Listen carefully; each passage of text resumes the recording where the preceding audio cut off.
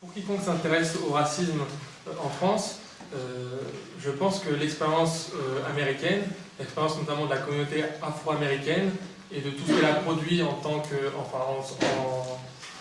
en termes de littérature, notamment sur le plan juridique, est extrêmement intéressante et notamment parce qu'elle permet aussi de relativiser l'approche qu'on a en France en termes de dogmatique. Moi, ce que tu as appelé tout à l'heure approche formaliste, moi, je dirais que c'est une approche dogmatique du droit, neutre, etc.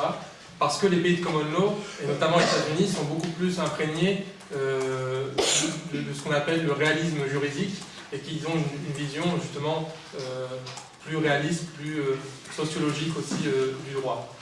Donc c'est pourquoi moi je me suis beaucoup intéressé à un mouvement, un courant qu'on appelle la Critical Race Theory, et je vais appeler CRT par la suite. Et donc je vais essayer de vous montrer pourquoi est-ce que c'est intéressant dans le cas français. Alors, tout d'abord, qu'est-ce que c'est que la CRT? C'est un corpus de textes. On ne peut pas appeler ça vraiment une doctrine, c'est pas un bloc monolithique, composé d'auteurs, de juristes, pour beaucoup issus des minorités afro-américaines, latino-américaines, aux États-Unis, et qui ont essayé de penser le rapport entre le racisme et le droit d'une manière critique par rapport à quoi? Par rapport à l'héritage du mouvement des droits civiques des années 50-60 américains. Alors là, je vais devoir vous expliquer, rentrer un peu dans le débat un peu philosophique entre ce qu'on appelle la philosophie intégrationniste et la philosophie du nationalisme, notamment noir, vous ne manquerez pas de remarquer que cette discussion philosophique se pose aussi en France. Donc l'intégrationnisme, c'est le mode de pensée hégémonique des progressistes américains sur la question raciale. Dans la vision intégrationniste, le racisme, c'est d'abord un préjugé. C'est la peur de l'autre, une peur qui est globalement héritée du passé, que les Blancs ont des Noirs, mais que les Noirs peuvent aussi avoir des Blancs, et qui conduit les Blancs à traiter les Noirs de manière négative. Le racisme, dans cette vision, est un phénomène à la marge de la société américaine, qui, dans sa globalité, est plutôt méritocratique, plutôt démocratique et fondée sur la raison et les valeurs libérales. Le racisme est donc voué à disparaître au fur et à mesure que progresse l'éducation, d'une part, et puis la mixité et l'intégration entre les races. Entre les races, entre guillemets, j'entends race au sens de race sociale.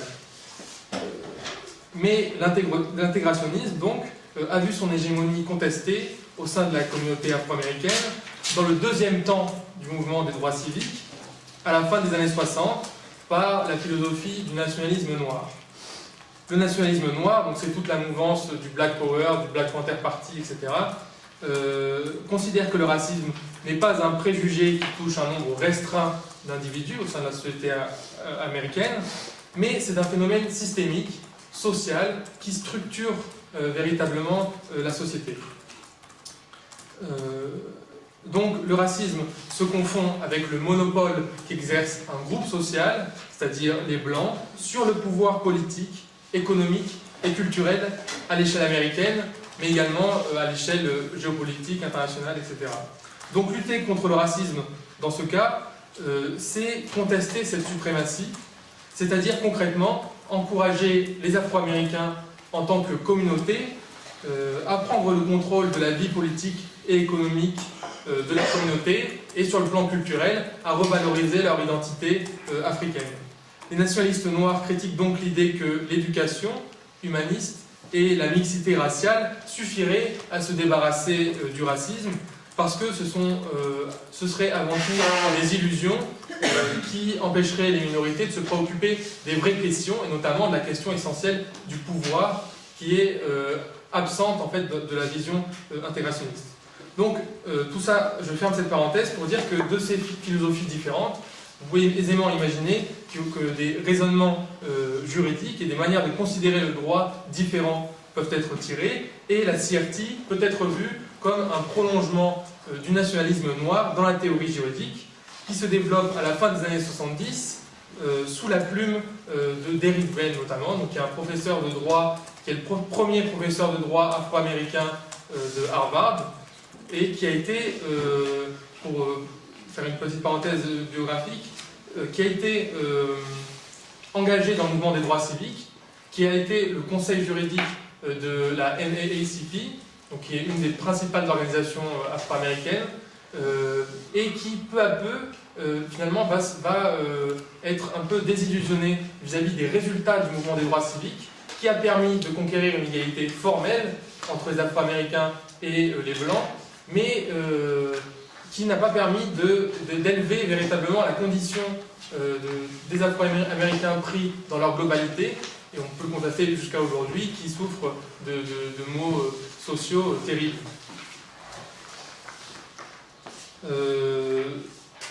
Donc, j'aurai pas le temps de revenir sur tous les aspects, sur tous les points qu'ont développés les auteurs de la CRT, mais si on veut résumer les principes essentiels de ce corpus, comme je l'ai appelé, à quelques principes, je dirais donc que le racisme n'est pas résiduel, il est systémique, c'est un phénomène social à étudier en tant que tel, comme on étudie le capitalisme, comme on étudie le sexisme, etc.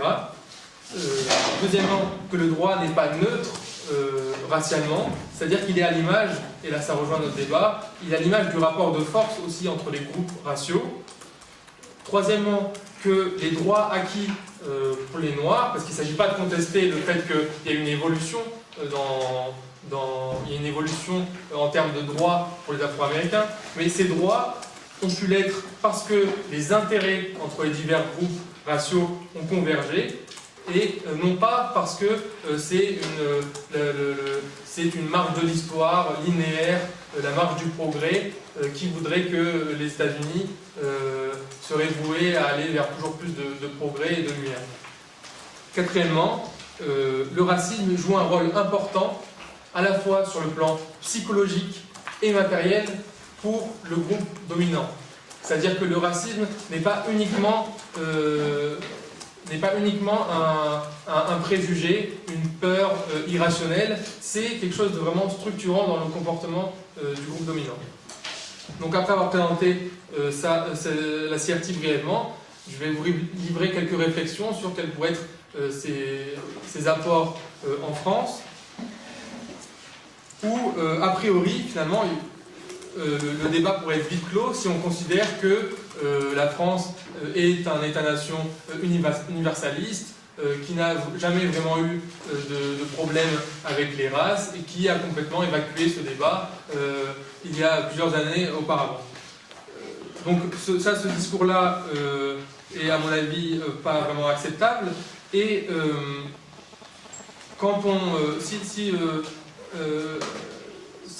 on observe ce que je vous ai dit tout à l'heure sur le débat entre intégrationnisme et nationalisme noir, si vous suivez un peu les débats en France autour des questions d'intégration, des questions de racisme, je pense que vous avez dû retrouver certains des termes et certains des questions qui agitent, notamment les milieux antiracistes actuellement en France, avec un mouvement antiraciste plutôt issu des minorités, qui revendique une certaine forme de droit collectif, qui revendique la possibilité d'exercer des droits également culturels. Bon, alors, à nuancer, parce que même ce nouveau mouvement antiraciste n'est pas vraiment clair sur ces questions-là, mais il s'oppose à un antiracisme plus ancien, qui est majoritairement investi par des Blancs, et qui fait du racisme une question beaucoup plus de morale, de préjugés, etc. Donc cette opposition, on la retrouve également en France. Et donc ça, c'est un des premiers points qui peut nous faire dire que c'est intéressant d'étudier la CRT. Le deuxième point, c'est la question de l'évolution du droit que j'ai abordé un petit peu tout à l'heure. La CRT, notamment Derrick Bell, dans les premiers temps en fait, du développement de ce mouvement, a beaucoup insisté sur la critique de la mythologie intégrationniste. Et dans cette mythologie, il y a certains arrêts de la Cour suprême qui sont fondateurs, et notamment l'arrêt de la Cour suprême Brown vs Board of Education, que certains d'entre vous connaissent sûrement, et qui a mis fin à la doctrine du separate but equal, et donc qui a lancé véritablement le mouvement des droits civiques. Et donc cet arrêt, pour l'idéologie progressiste dominante américaine, c'est vraiment le moment qui fait basculer les États-Unis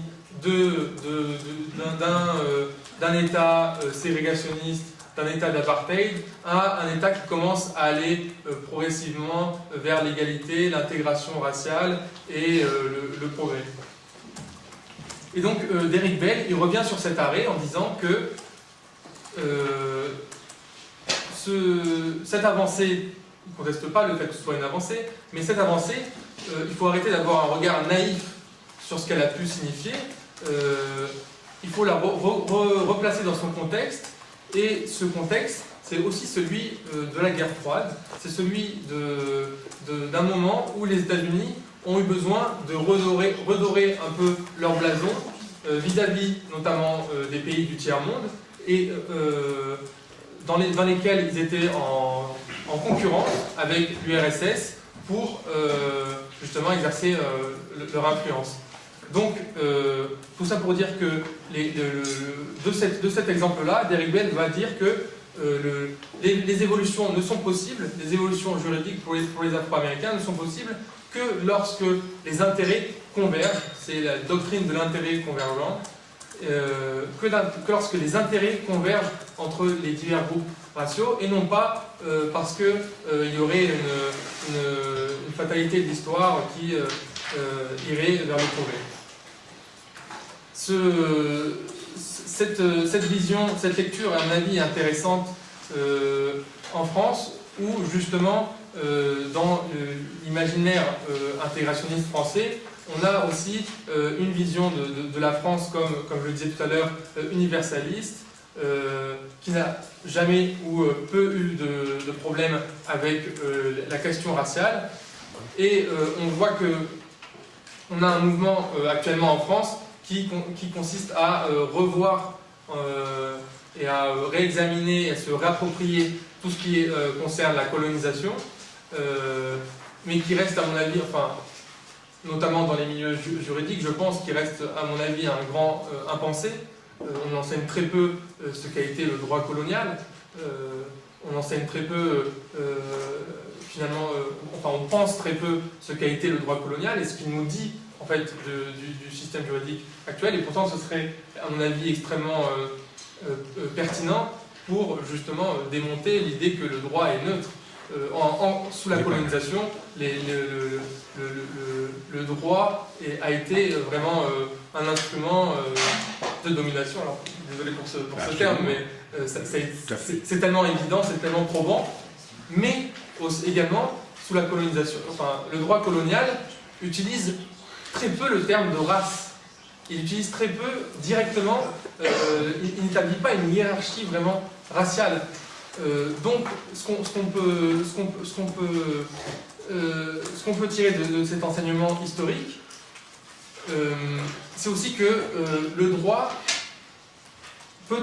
arrive toujours à... comment dire, c'est pas le droit tout seul, mais on peut toujours utiliser le droit pour asseoir certains intérêts, et on peut le faire de manière neutre, entre guillemets. Je ne sais pas si je me fais bien comprendre, mais on n'a pas besoin d'être explicitement, d'avoir un droit explicitement raciste pour défendre des intérêts racistes. Donc ça, c'est un peu cet aspect historique sur lequel je pense que la CRT a beaucoup à apporter. Ensuite, sur l'aspect actuel, présent, sur le droit positif, je pense également qu'il y a beaucoup de choses à dire. Alors, en préambule, il faudrait distinguer, je vais distinguer très rapidement trois termes. Je vais parler du droit des discriminations, excusez-moi, en France, et il faudrait distinguer trois types de discrimination. La discrimination directe, la discrimination indirecte et ce qu'on appelle la discrimination systémique. La discrimination directe et indirecte est définie juridiquement donc par la loi de 2008, du 27 mai 2008, pardon. Donc la discrimination directe, c'est la situation dans laquelle, sur le fondement de son appartenance ou de sa non-appartenance, vraie ou supposée, à une ethnie ou une race, sa religion, ses convictions, son âge, son handicap, son orientation, etc., une personne est traitée de manière moins favorable qu'une autre ne l'a été ou ne l'aurait été dans une situation comparable. Donc la discrimination directe, c'est un traitement défavorable, un traitement négatif sur un critère, sur la base d'un critère prohibé. La discrimination indirecte est définie par cette même loi du 27 mai 2008 comme une disposition, un critère ou une pratique neutre en apparence, mais susceptible d'entraîner, pour l'un des motifs mentionnés, un désavantage particulier pour des personnes par rapport à d'autres personnes, à moins que cette disposition, ce critère ou cette pratique ne soit objectivement justifiée par un but légitime, etc. Donc la discrimination indirecte, c'est une pratique, une disposition qui ne fait pas référence à un critère prohibé, mais qui, dans ses effets, dans son impact, va avoir justement un impact disproportionné sur un groupe protégé, donc un groupe racial, un groupe sexué, etc. La discrimination systémique, alors c'est une notion qui est très proche qui est proche à mon avis de celle de discrimination indirecte, mais il y a une discussion là-dessus. Elle englobe les pratiques qui sont mises en œuvre non pas par des personnes physiques ou morales, donc non pas par des sujets de droit, mais par des institutions au sens large, et donc des pratiques qui ont un impact négatif sur les minorités. C'est pour ça que je disais qu'elle est très proche de la notion de discrimination indirecte, mais en même temps, comment dire, elle est plus vague, on parle plus de pratiques sociales au sens large. Donc après avoir distingué, excusez-moi, ces trois termes, je vais vous donner mon avis sur l'état du droit des discriminations en France. Selon moi, le droit antidiscriminatoire, il contribue pour l'instant plus à rendre invisibles les discriminations indirectes et systémiques qu'à lutter efficacement contre le racisme. Je m'explique. Je distinguerai deux mouvements, deux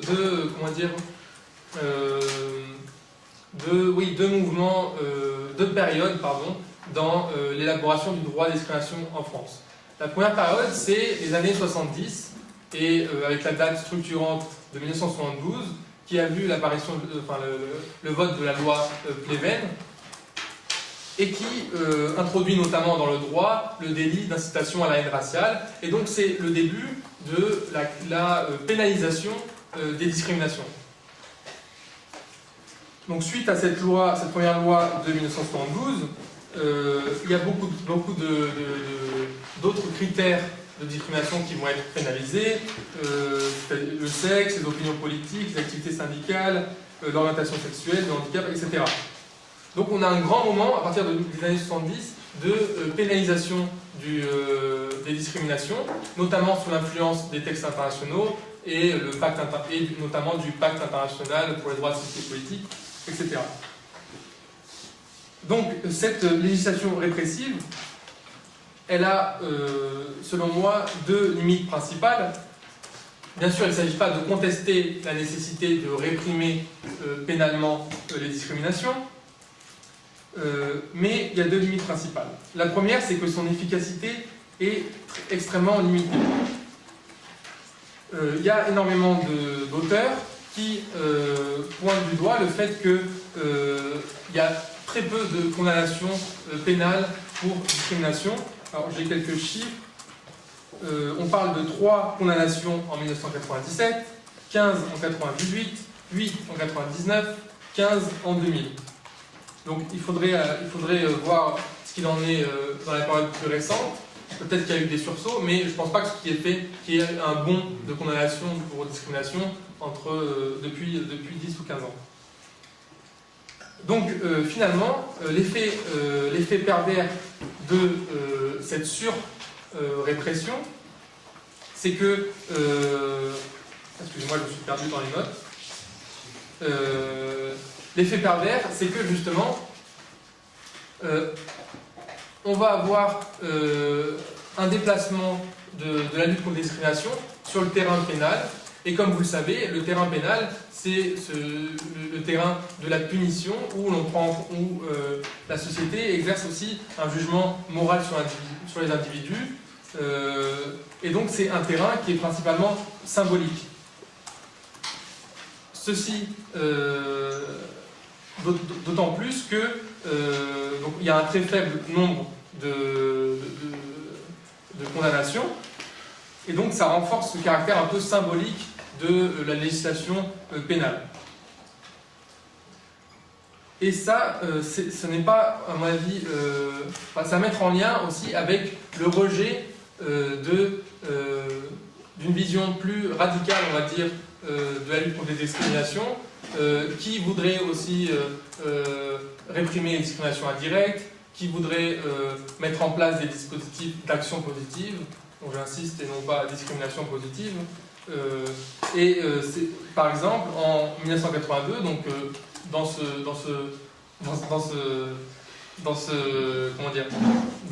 le même mouvement dans lequel on va réprimer les discriminations pénales, le Conseil constitutionnel censure par exemple une disposition du gouvernement socialiste de l'époque d'instaurer des quotas par sexe en faveur des femmes aux élections municipales.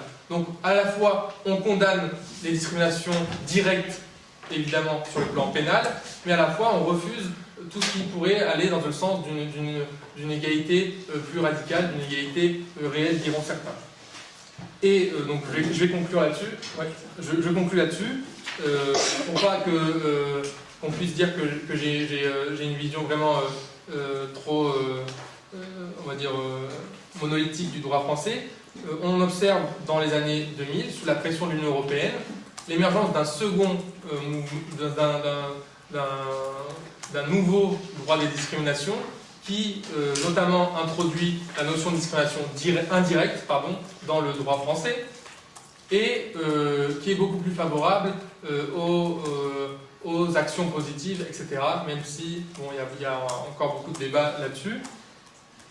Mais le problème, c'est que dans le même temps, il y a une forte résistance à ce nouveau droit des discriminations sur le plan politique, puisque le gouvernement français a mis très longtemps avant de pouvoir, avant de transposer dans la législation française les directives européennes qui vont dans ce sens. Et sur le plan également juridique, donc les juridictions prennent très peu en compte la discrimination indirecte. Et je questionne également peut-être les conseils juridiques, donc les avocats et les associations. Est-ce que vraiment ces acteurs mobilisent cet outil et lui donnent vraiment toute son ampleur? Et on comprend le malaise que certains peuvent avoir, puisqu'il s'agit aussi de manipuler, d'apporter la preuve de la discrimination sur un plan statistique. Et je vais m'arrêter là.